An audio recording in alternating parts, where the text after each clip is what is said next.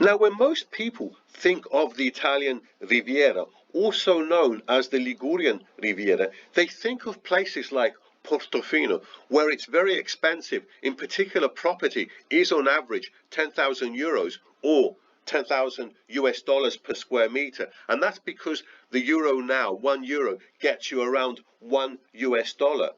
And even places like Le Cinque Terre are very, very expensive. So you are talking on average at least 3.5 to 4,000 euros or dollars per square meter. And that tends to be at the lower end.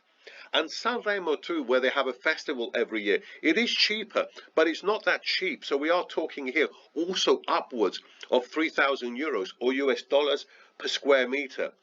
But today, I actually want to show you three places where property is a hell of a lot cheaper on the Ligurian Riviera or Italian Riviera.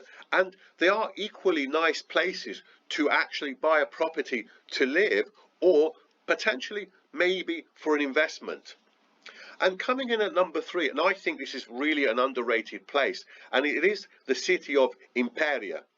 Now, with a population of over 40,000, Imperia is a lovely coastal city on the Ligurian coast. It has lovely beaches nearby.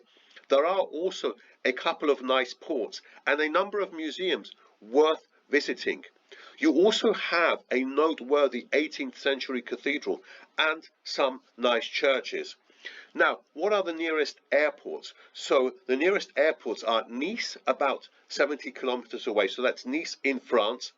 Genova, about 110 kilometers away, and Turin, or Torino in Italian, about 150 kilometers away.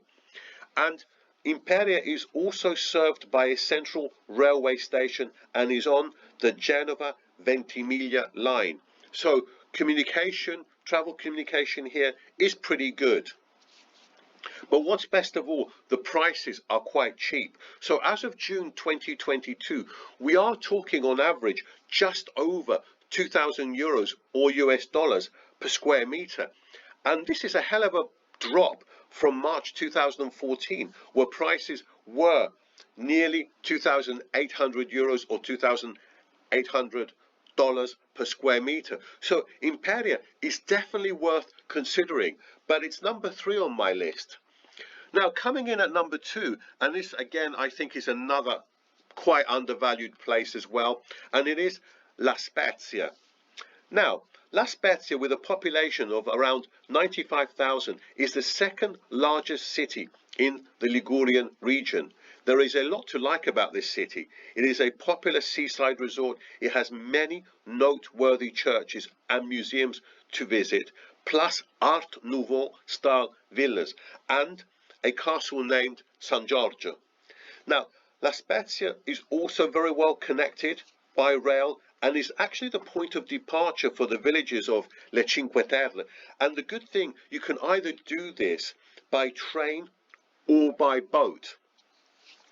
Now, what are the nearest airports? Well, the nearest airports are the following. So, Pisa is only 64 kilometers away, and Genova and Florence are about 115 kilometers away, Bologna 126 kilometers away, and Milan Linate a bit further, 155 kilometers away.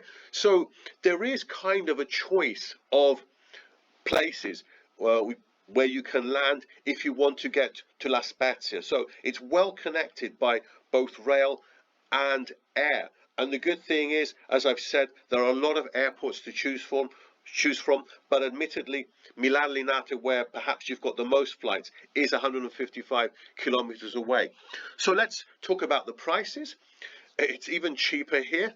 So as of June 2022, we are talking only 1,900 euros per square meter on average. Yes, only 1,900 euros per square meter. So below the 2,000 level. And again, this is a drop from March 2014, where prices were just over 2,350 euros per square meter. So a hell of a drop here. But it's not my number one place. As you can see here, my number one place, and I think this is one of the most underrated cities in Italy, and it's the city of Genova. Now, with a population of around 560,000. Genova is the capital of Liguria and the 6th largest city in Italy. Genova is one of Italy's most underrated gems, in my opinion. There is so much to see and do here. There are some great artworks in the city, amazing museums, art galleries. There's Genova's old port. There's gorgeous palaces. There's a very large historic centre part, of which part of it is on the World Heritage List. And Genova also has some delicious eateries and 2 major football clubs. So we're talking about Genoa, it's actually pronounced Genoa and not Genova, and Sampdoria.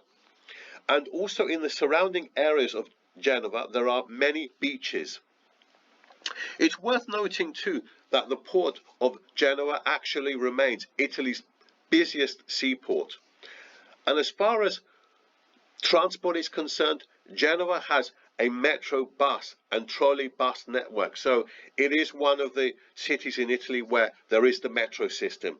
It actually also has 2 main railway stations which connect it to France, Turin, Milan and Rome, so Genoa is amazingly well connected.